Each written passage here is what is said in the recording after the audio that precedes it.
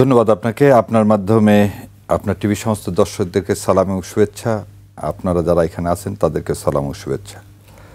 শাহজাহান চৌধুরী সাহেবের যে বক্তব্য যেখান থেকে শুরু করছেন তার আগে বোধহয় একটু ছিল ট্যাক্স পেয়ারের টাকায় এই প্রশাসন চলে। সো একটা জিনিস শাহজাহান সাহেবের কথায় পরিষ্কার যে বাংলাদেশ জামাতে ইসলামের কথায় প্রশাসন চলে না। যদি বাংলাদেশ জামাতে ইসলামের কথায় আজকে প্রশাসন চলতো তাহলে উনি এই কথা বলতে পারতেন না যে প্রশাসন আমাদের কথায় উঠতে হবে, বসতে হবে। তবে আমি এই কথাটাকে উনি যে সেন্সেই বলুক, যেভাবে বলছে এইভাবে বলাটা তার ঠিক হয়নি। আমি আবার পরিষ্কার করে বলতেছি, উনি যেভাবে বলছেন যে আমাদের কথায় উঠবে, বসবে, মামলা দিবে, উনি ভিতরে সহজভাবে বলুক, সরলভাবে বলুক আর যাই বলুক, উনি রাজনীতিবিদ এবং উনি রাজনীতিবিদ হিসাবে এই নির্বাচনের আগে তার এই ধরনের কথা জাতি আশা করে না।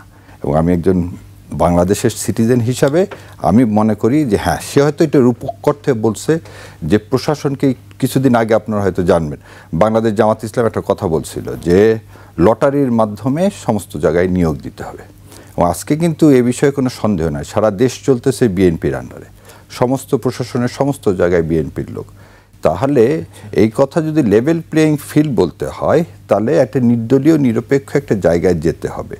সেই নির্দলীয় নিরপেক্ষ জায়গায় না গেলে আজকে আর 2টা মাস আছে ইলেকশানের, যদি ফেব্রুয়ারি মাসে ইলেকশান হয় তাহলে আপনি তফসিল ঘোষণা করবেন ফার্স্ট উইক অফ ডিসেম্বর এবং নির্বাচন কমিশন তখন সবাইকে পরিবর্তন করবে।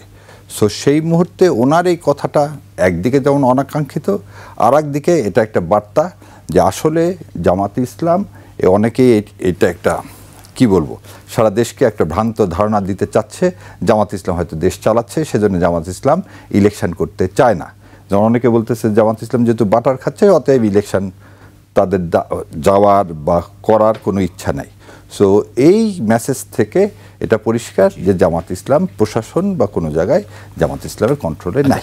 আব্দুল নূর তুষার, আপনার কাছে আসবো, তার সাথে একটা কাউন্টার কোশ্চেন করতে চাই।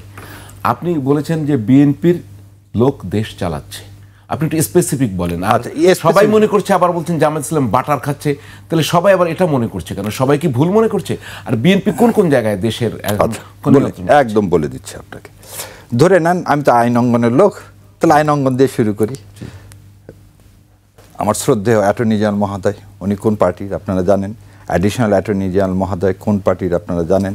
ডেপুটি অ্যাটর্নি জেনারেলদের মধ্যে 90% কোন দলের আপনি জানেন। অ্যাসিস্ট্যান্ট অ্যাটর্নি জেনারেলের 95% কোন জেলার জানেন।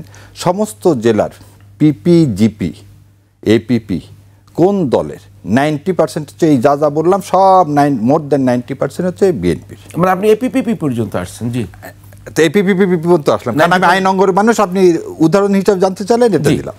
আর দেখেন ইলেকশন কমিশনে ডক্টর মঈন সাহেব বলছিলেন যে কিছুদিন আগে যে ইলেকশন কমিশনের যেসব অফিসাররা আছে তাদেরকে প্রিজাইডিং অফিসার হিসাবে নিয়োগ দেওয়া হোক। আপনি হয়তো জানেন 2002 সালে যাদেরকে নিয়োগ দেওয়া হয়েছিল তাদের অনেকের চাকরি চলে গিয়েছিল, অনেককে সাসপেন্ড করে রেখেছিল, তারা কোর্টে মামলা করে তাদের চাকরি ফেরত পেয়েছে এবং সেই লোকগুলোই আজকে কিন্তু ইলেকশানে এই মানে প্রায় 1700 কর্মচারী যারা বিএনপির সময় সেই সময় কি নিয়োগ পেয়েছিল। সো আমার মনে হয় যে এতটুকুনি যথেষ্ট আপনার উত্তরটা। জি জি জি, আমরা আরেকটি ক্লিপ দেখে আব্দুল তুষার কাছে যাবো। এটা যদি দেখতে পারি, পুলিশ আপনার পেছনে হাঁটতে হবে, ওসি সাহেব আপনার কি প্রোগ্রাম তা সকালবেলায় জেনে নেবেন এবং আপনাকে প্রোটোকল দেবেন।